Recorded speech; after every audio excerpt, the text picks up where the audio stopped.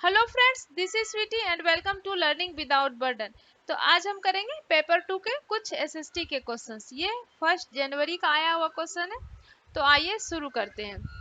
इसके पहले के वीडियो में हमने 31 से 50 तक कर लिया है। आज 61 से शुरू करेंगे, ठीक है। Match the following and choose the correct option. एक साइड में हमारा लेवल्स ऑफ गवर्नमेंट दिया हुआ है और एक साइड हमारा टाइप्स ऑफ डिसीजन है। Central government, state government, local government, और इधर ये है कौन सा काम वो कर सकती है। Decision to open a park in Vellore, a small town in Tamil Nadu. Introduction of new 2000 rupee note. तो ये तो आप लोग ने देखा भी था कि न्यू नोट कौन इशू कर सकता है, ये सेंट्रल गवर्नमेंट, ठीक है। न्यू नोट सेंट्रल गवर्नमेंट, तो ए का 2, बाकी के ऑप्शन कट गए, ठीक है। लोकल गवर्नमेंट क्या कर सकती है?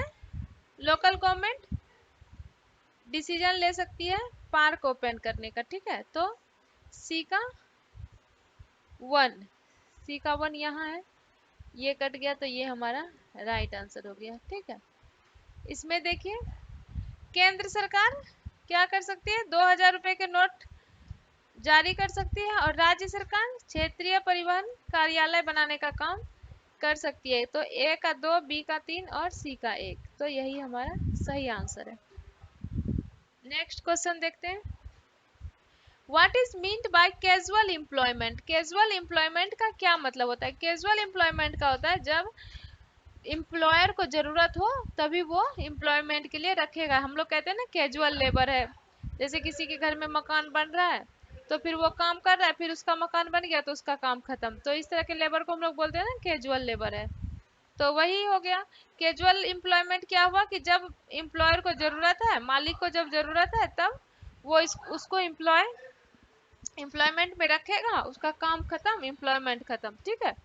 Workers are not given uniforms and have to come in casual wear. जहां यूनिफॉर्म नहीं दिया गया और कैजुअल वियर में आने के लिए कहा गया, नहीं ये नहीं है। Workers have the choice of coming to work whenever they want to. ऐसा तो कहीं होता भी नहीं है कि वर्कर को चॉइस मिलेगा कि आपको जब आना है, जब मर्जी है तब आप आइए। Workers are called to work only when the employees need them. जब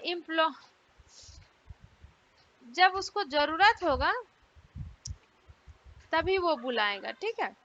वर्कर को तभी बुलाया जाएगा जब उसको एम्प्लॉयर को जरूरत होगा। जब उसे एम्प्लॉइज की नीड होगी तभी वो वर्कर को बुलाएगा। Workers are employed for fixed period, नहीं, ये इसका आंसर नहीं है। आकस्मिक रोजगार से क्या अभिप्राय? मजदूरों को वर्दी न देकर औपचारिक वस्त्रों में काम पर बुलाना, ये नहीं है। मजदूरों को अपनी इच्छा अनुरूप काम पर आना, ये भी नहीं है। नियुक्तिकर्ता द्वारा जरूरत के अनुरूप मजदूरों को काम पर बुलाना, जब जरूरत होगा उसे तब वो बुलाएगा, ठीक है। मजदूरों को तयपूर्ण खास अवधियों के लिए रोजगार दिया जाना, ये भी नहीं है। तो कैजुअल एम्प्लॉयमेंट होता है कि जब जरूरत होगा तब उसको वो काम पर बुलाएगा। In a garment industry which of the following is likely to make the highest profit. Highest profit किसको मिलेगा? Traders who supply yarn to weavers, the multinational company, the weavers cooperative. तो हाईएस्ट किसको मिलता है? मल्टीनेशनल कंपनी को मिलता है। जो ट्रेडर्स को सप्लाई करेगा उसको भी कम, और वेवर्स को तो बहुत कम ही मिलता है। वेवर्स कोऑपरेटिव्स को भी बहुत कम ही मिलता है। सबसे ज्यादा मुनाफा जो है वो मल्टीनेशनल कंपनी को ही मिलता है, ये तो आप लोग जानते ही होंगे। वस्त्र व्यापार में निम्नलिखित में से कौन सा सबसे अधिक लाभ कमाएगा? वो व्यापारी जो बुनकरों को सूत उपलब्ध कराते हैं।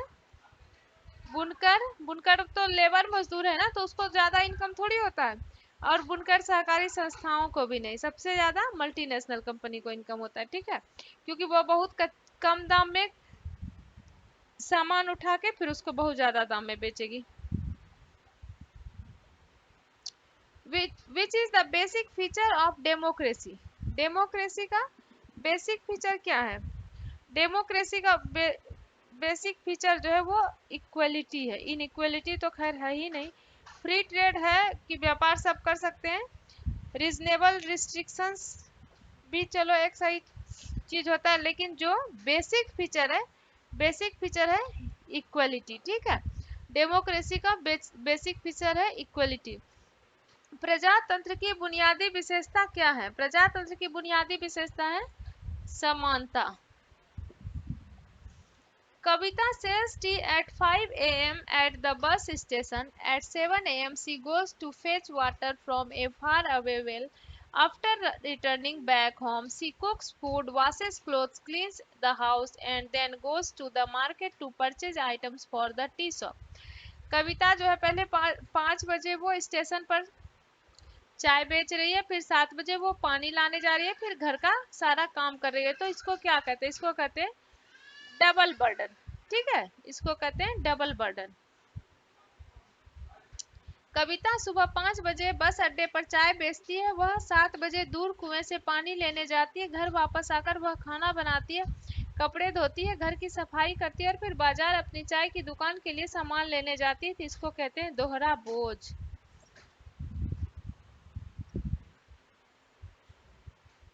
Which among the following fundamental rights will be violated if a group of people from Jain community is not allowed to open a learning center on teaching of the Jain तीर्थंकर? कह रहा है कि कौन से फंडामेंटल राइट का violation होगा अगर जैन कम्युनिटी को नहीं बनाने दिया जाएगा एक लर्निंग सेंटर, किसके टीचिंग के लिए? जैन तीर्थंकर के लिए। तो ये right to cultural and educational rights का वायलेशन होगा। हमारे संविधान में फंडामेंटल राइट में दिया गया है right to cultural and educational right, जो कि माइनॉरिटी को दिया गया है अधिकार कि माइनॉरिटी अपनी धर्म की रक्षा के लिए अपना कोई भी इंस्टीट्यूशन बना सकते हैं, ठीक है। ये अगर आपको फंडामेंटल राइट डिटेल में पढ़ना है तो मैंने उसके लिए भी वीडियो बनाया हुआ है, आप fundamental right learning without burden लिखकर उसको सर्च करके देख सकते हैं, ठीक है। Right to freedom of religion ये नहीं है, राइट टू फ्रीडम नहीं है, राइट टू इक्वलिटी है। राइट फंडामेंटल राइट आर्टिकल 12 से 35 में बात हुई है इसकी, आप डिटेल वीडियो देख लीजिए, फिर आपके फंडामेंटल राइट्स के कोई भी क्वेश्चन गलत नहीं होंगे। मैंने इसके लिए सारे फंडामेंटल राइट के डिटेल वीडियो बनाए हुए हैं, ठीक है। निम्नलिखित में से कौन से मौलिक अधिकार का हनन होगा अगर जैन समुदाय के लोगों के एक समूह को जैन तीर्थंकरों की सीखों पर शिक्षा केंद्र खोलने की अनुमति नहीं दी जाती है? तो ये सांस्कृतिक और शैक्षणिक अधिकारों का अधिकार है, जो हमारा एक फंडामेंटल राइट है। इस फंडामेंटल राइट में ये कहा गया है कि जो भी माइनॉरिटी हैं वे अपने धर्म की रक्षा के लिए अपना इंस्टीट्यूशन बना सकते हैं, ठीक है। ये हमारा एक फंडामेंटल राइट है। धार्मिक स्वतंत्रता का अधिकार नहीं है, ये 25 से 28 तक में है। धार्मिक स्वतंत्रता का अधिकार आर्टिकल 25 से 28। स्वतंत्रता का अधिकार भी ये नहीं है और समानता भी नहीं है। समानता आर्टिकल 14 to 18 समानता है, और स्वतंत्रता का अधिकार जो है वो भी ये नहीं है, ठीक है। ये है माइनॉरिटी को अधिकार दिया गया है कि वो अपने धर्म की रक्षा के लिए वो अपना इंस्टीट्यूशन बना सकते हैं, उसी को कहते हैं सांस्कृतिक और शैक्षणिक अधिकारों का अधिकार, और इंग्लिश में इसको कहते हैं right to cultural and educational rights, ठीक। What is meant by the right to constitutional remedies? Constitutional remedies भी एक हमारा फंडामेंटल राइट है, जो आर्टिकल 32 में दिया गया है, ठीक है। ये आर्टिकल 32 में दिया गया है। आर्टिकल 32 जो हमारा फंडामेंटल राइट है, ये कहता है कि अगर हमारे किसी भी फंडामेंटल राइट का वायलेशन होगा तो हम कोर्ट जा सकते हैं। इसी को कहते हैं राइट टू कॉन्स्टिट्यूशनल रेमेडीज, ठीक है। Right to the government to amend the constitution नहीं, गवर्नमेंट को कॉन्स्टिट्यूशन अमेंड करने का नहीं। कॉन्स्टिट्यूशनल रेमेडीज मतलब है कि अगर आपके फंडामेंटल राइट का वायलेशन हो रहा है तो आप कोर्ट जा सकते हैं, ठीक है। यही है इसका इस वाले राइट का मतलब, और ये आर्टिकल 32 में गिवन है, ठीक है। Right of citizens to appeal to the court in case of violation of their fundamental rights, यही है ये आर्टिकल 32 में दिया है। Right of the government to expand its power using the constitutional provision, ये भी नहीं होगा। Right of the citizen to demand that the new provision may be added, ये भी नहीं होगा। संवैधानिक उपचारों के अधिकार, संवैधानिक उपचार के अधिकार का यही मतलब है कि अगर किसी नागरिक के मौलिक अधिकार का हनन होगा तो वो कोर्ट में जा सकते हैं, ठीक है। और ये आर्टिकल 32 में दिया हुआ है, आर्टिकल 32, ठीक है। Under which jurisdiction of the Supreme Court the dispute between the center and states are include।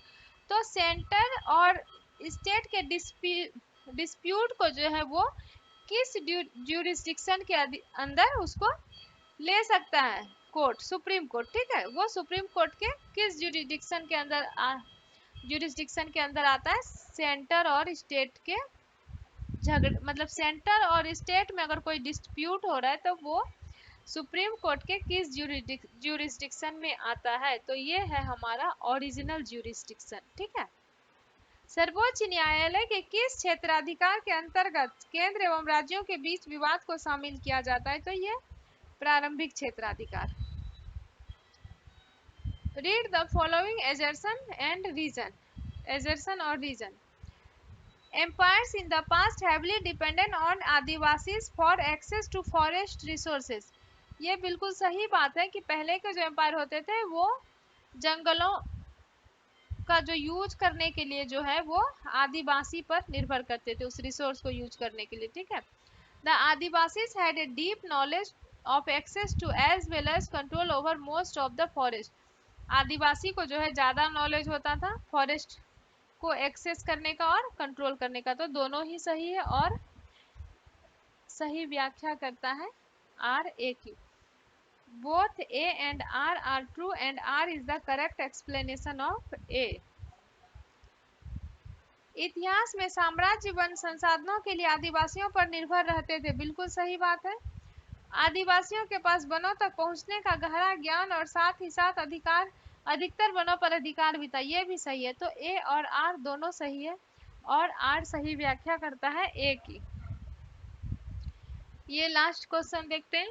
Consider the following statements and choose the correct option. The term minority refers to communities that are numerically small in relation to rest of the population। minority वही जिसको कि अधिकार दिया गया है अपने धर्म की रक्षा के लिए इंस्टीट्यूशन बनाने का, उसी को कहते हैं माइनॉरिटी। और माइनॉरिटी किसको कहते हैं, जो जनसंख्या में कम है, जो नंबर में कम है, ठीक है।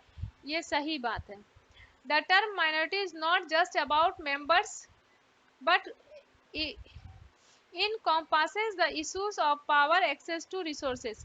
माइनॉरिटी का मतलब सिर्फ ये नहीं है कि वो जनसंख्या में कम है, अगर वो रिसोर्सेज का यूज करने में भी पीछे रह गए हैं या कम है किसी चीज में, तो इसके आधार पे भी उसको माइनॉरिटी माना जा सकता है। तो A and B both are correct, A and B both are correct. Next देखते हैं। निम्नलिखित कथनों पर विचार कीजिए और सही विकल्प का चयन कीजिए। अल्पसंख्यक शब्द का इस्तेमाल ऐसे समुदायों के लिए किया जाता है जो संख्या की दृष्टि से बाकी आबादी के मुकाबले बहुत कम है, सही है। अल्पसंख्यक शब्द केवल संख्या के सवाल तक ही सीमित नहीं है बल्कि सत्ता, संसाधनों तक पहुंच आदि मुद्दे से जुड़े हैं। जो शुरू से पिछड़े हुए हैं उन्हें भी आप अल्पसंख्यक मान सकते हैं, तो दोनों सही है। जिनको रिसोर्सेस नहीं मिल पा रहे हैं वो भी पिछड़े हुए हैं, अल्पसंख्यक है, तो बोथ आर करेक्ट, ठीक है। A and B both are correct. तो बस आज के लिए इतना ही। नेक्स्ट वीडियो में हम इसके आगे के क्वेश्चंस करेंगे, ठीक है। तब तक के लिए आप वीडियो को लाइक करिए, चैनल को सब्सक्राइब नहीं किया तो सब्सक्राइब कर लीजिए और अपने सारे फ्रेंड्स के साथ शेयर कर दीजिए, ठीक है। बाय।